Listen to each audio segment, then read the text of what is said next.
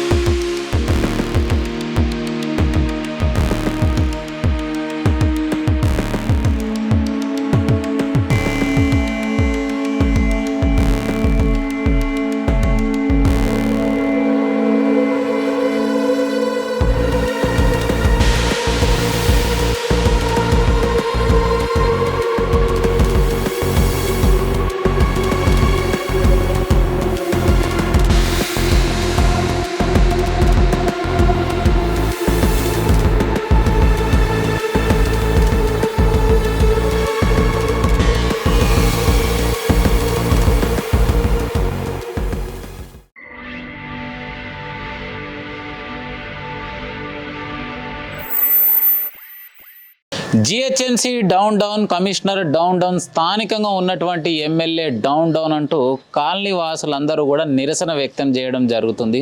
మరి ఎందు గురించి ఈ నిరసన వ్యక్తం చేస్తున్నారంటే క్లియర్గా మీ అందరికి ఒకసారి విజువల్స్లో చూపించే ప్రయత్నం మాత్రం చేస్తా.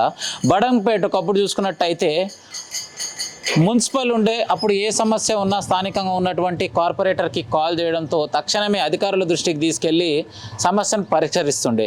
మరి ఇప్పుడు జిహెచ్ఎంసీ అయిపోయింది, అభివృద్ధి నెంబర్ 1లో ఉంది, ఎక్కడ ఏ సమస్యలు ఉండగా తక్షణమే తీరుస్తారని ప్రజలు అనుకున్నారు. కానీ ఒక్కసారి విజువల్స్లో చూసుకున్నట్టయితే ఈ మోరి నిండి గత 6 నెలలు కావస్తుంది. ఇప్పటికీ స్థానికంగా ఉన్నటువంటి కమిషనర్కు పై అధికారికి ఎన్నిసార్లు కంప్లైంట్ ఇచ్చినా కూడా మా వైపు మళ్ళీ చూస్తలేరు. నామమాత్రపు వస్తున్నారు, దీన్ని ఇలా కదిలిచ్చిపోతున్నారు, కానీ ఈ సమస్యకు పరిష్కారం చేయడం లేదు అంటూ నిరసన వ్యక్తం చేస్తూ కాలనీ వాసులందరూ కూడా మనతో పాటు ఉన్నారు. మరి ఒక హ్యాండిక్యాప్డ్ ఉన్నటువంటి మహిళ నిత్యం ఇంటి నుంచి పోవాలి అన్నా రావాలి అన్న నానా ఇబ్బందులు అవుతున్నదని చెప్పేసి మరి మనకు ఫోన్ చేయడం జరిగింది. ఒక్కసారి తన మాటలను అడిగి తెలుసుకునే ప్రయత్నం చేద్దాం. అమ్మ నమస్తే. నమస్తే. ఏ పేరు? నీ పేరు? సునీత. ఏమైంది? ఎందుకు మీ కాలనీ వాళ్ళని అందరిని ఒకతానికి తీసుకొని మరి డౌన్ డౌన్ అంటున్నావు? ఏమైంది? మోరి గురించి. మోరి గురించి ఏమైంది? మోరి అవుతుంది, వాసన వస్తుంది, రావస్తలేదు, పోవస్తలేదు. అక్కడికి మా రూమ్ ఆడనే ఉంది, ఇక్కడికి వెళ్ళి రావస్తలేదు. దోమలు, కాళ్ళు లేవు. ఇట్లా నాకు పుట్టుకల నుంచే ఉంది. మన గవర్నమెంట్ నుంచి పింఛన్ వస్తుందా? వస్తుంది. ఎంత వస్తుంది? 4,000 వస్తుంది. పింఛన్ అయితే మంచిగానే ఉంది, కానీ సమస్య అయితే మోరిదే ఉంది, ఇంకేం లేదు. 6 నెలలు అవుతుంది. 6 నెలల సంది. ఇప్పుడు రావడానికి పోవడానికి నాకు ఇబ్బంది అవుతుంది. సో రైట్, మహిళ కాబట్టి తన హ్యాండ్ క్యాప్డ్ ఏదున్నా కూడా మరి నేలపై నుంచే వెళ్ళాలి కాబట్టి నానా ఇబ్బంది జరుగుతున్నట్టు తన ఆవేదన వ్యక్తం చేయడం జరుగుతుంది. అమ్మా నమస్తే. ఏం పేరు? నీ పేరు? రాజేశ్వరి. ఏమైంది? ఎందుకు గురించి మీరు అందరు ఒకతానికి వచ్చారు? ఇట్లా ఇక్కడ డ్రైనేజ్ లీక్ అయింది సార్, చాలా డేస్ అవుతుంది, 2-3 మంత్స్ అవుతుంది. మాకు రావడానికి పోవడానికి ఇబ్బంది అవుతుంది, దోమలు ఉంటున్నాయి, చిన్న బాబ్స్ ఉన్నారు, మాకు స్మెల్ వస్తుంది, మేము సరిగ్గా ఫుడ్ కూడా తీసుకోలేకపోతాం దీని నుంచి. ఎట్లా దీనికి మంచి చేయాలని కోరుకుంటున్నాను నేను. అమ్మా నమస్తే. జ్వరం వస్తుందన్నా అనసూయ. ఏమైంది? ఎందుకు గురించి మరి? ఈ డెనిస్ వాసనకు జ్వరం వస్తుంది, తినలేక పోతున్నా. ఎన్ని రోజులు ఆడ కూర్చుంటే ఇప్పుడు 6 నెలల సంది, కానీ ఒకసారి వచ్చి చేసిపోయారు, మళ్ళీ అట్లనే అయింది. ఇక మళ్ళీ అది సాప్ అయిందా కాలేదా అది స్మెల్ ఉండలేకపోతున్నా. నాకు జ్వరాలు వస్తున్నాయి బిడ్డ, అతనకు శాతం అయితే లేదు నాన్న. అక్కడిక్కడ మొత్తం ఇంటి ముందర కూర్చున్నా గానీ వాసన వస్తుంది, పానం మంచిగా ఉంటలేదు ఈ ఆసనకు. నమస్తే బిడ్డ.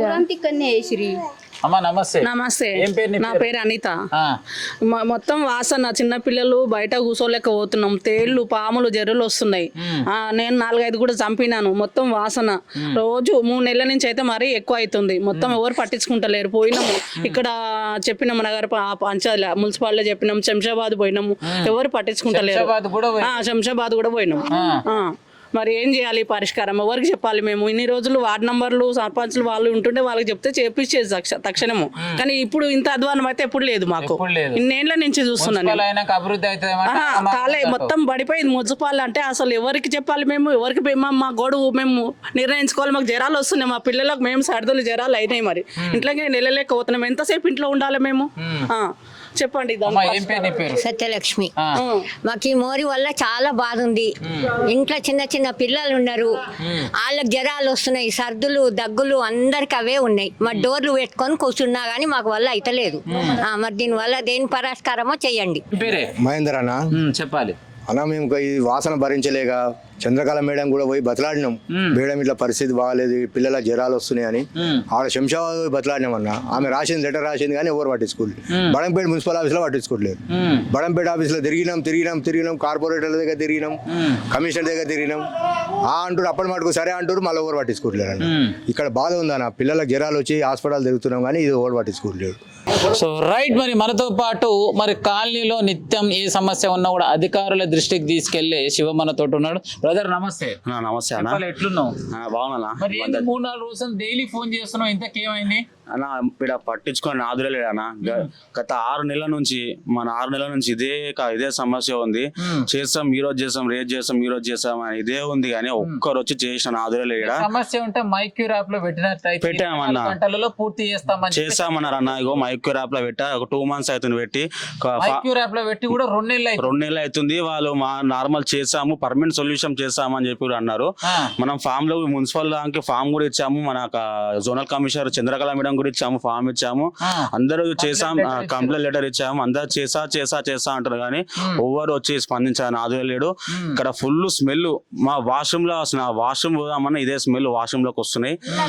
తేళ్లు వస్తున్నాయి, పాములు వస్తున్నాయి, తేళ్లు రోజు. చిన్నపిల్లలు బయట ఆడుకోవాలంటే తేళ్లు వస్తున్నాయి. అలా బయటకు పంపేయాలంటే భయం అవుతుంది. మా సాయంత్రం చిన్నపిల్లలను బయటకు పోవాలంటే భయం అవుతుంది అన్న. ఇట్లా ఇంత స్మెల్ అసలు ఇంత బడంపేట ఫస్ట్ పాత ఊరికే ఇట్లా మీరు పట్టించుకోవట్లేరు అంటే బయట కాలనీలో ఏం పట్టించుకుంటారు? చాలా మంది మా బడంపేట పెద్ద మనుషులు చాలా మంది కంప్లైంట్ ఇచ్చినాము, పోయి కార్పొరేటర్లకు చెప్పినాము. వాళ్ళు కూడా డైరెక్ట్ చెప్పేసి వ్యవస్థ అయిపోయింది. వాళ్ళు డైరెక్ట్ చెప్తున్నారు మా మాటనే పట్టించుకోవట్లేదు తమ్మి అని అంటారు. మేము ఎవరు చెప్పాలి? మళ్ళీ ఇప్పుడు ఇదే సమస్య ఒక ఎమ్మెల్యే ఇంటి ముందు, ఒక రేవంత్ రెడ్డి ఇంటి ముందు ఉంటే ఇదే డిలే చేస్తారా? 6 నెలలు ఇట్లనే చేస్తారా? పట్టించుకోరా? ట్యాక్సులు మళ్ళీ ట్యాక్సులకు రోజు వస్తారు. ట్యాక్సులు, కరెంట్ బిల్లు, నల్ల ట్యాక్సులు కట్టకపోతే ఇల్లు కట్ చేస్తాం, నల్ల కట్ చేస్తాం, ఇంటి కరెంట్ బిల్ కట్ చేస్తాం, మళ్ళీ బెదిరింపులు. కట్టకపోతే మళ్ళీ మేము ట్యాక్సులు కడుతున్నాం, అన్ని కడుతున్నాం. మాకు ఒక సమస్య వస్తే క్లియర్ చేయడానికి అలాగే లేదు. So right. ఒక్కసారి మనం క్లియర్ గా చూసుకున్నట్టయితే ప్రభుత్వం నుంచి మైక్యూర్ యాప్ అనే ఒక వ్యవస్థ వచ్చింది. ఈ యాప్ లో కనుక మీకున్నటువంటి ప్రాబ్లమ్ ని విత్ లొకేషన్ రిజిస్టర్ చేసినట్టయితే 24 గంటలలోపు పూర్తి చేస్తామని చెప్పేసి అంటే ప్రజలకు ఇచ్చినటువంటి అవకాశంలో భాగంగా మరి క్లియర్గా చూడొచ్చు.